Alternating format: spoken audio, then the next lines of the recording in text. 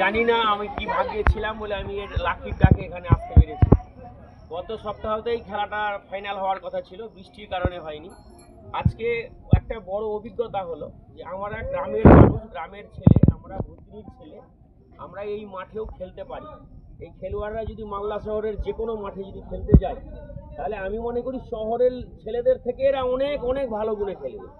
কারণ এরা এই কাদা নোংরা জলের মধ্যেও যেভাবে এরা খেলাটাকে তুলে ধরলো বা তুলে আনলো, এটা আমার কাছে বিশ্বসনীয়। খুব ভালো লাগলো। আমি এইভাবে এদের পাশে ছিলাম, আছি, থাকবো।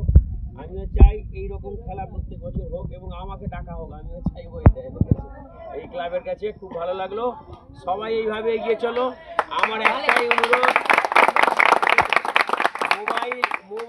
মোবাইল ফেসবুক এগুলো থেকে উঠে শরীর চর্চার সাথে যুক্ত থাকো, এইটুকুটা আমার অনুরোধ। যদি শরীর চর্চার সাথে যুক্ত থাকো তাহলে কিছু না কিছু চাকরি একটা পাওয়ারও সুযোগ থাকে, রাজ্য সরকারের, সেন্ট্রাল গভর্নমেন্টের, পুলিশ প্রশাসনের যে কোনো কাজে সুযোগ থাকে। কিন্তু সবসময় মোবাইলে ফেসবুক, তারপরে হোয়াটসঅ্যাপ, তারপরে ওই কি ফ্রি ফায়ার গেম, এগুলো থেকে ভাই সবাই দূরে থাকো, এই অনুরোধ আমি সবার সামনে করছি।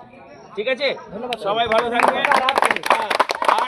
আর আমাকে তোমরা ডেকেছো, তাই কারণে তোমাদেরকে অনেক অনেক ধন্যবাদ। এবার আসছি, পরে আবার দেখা।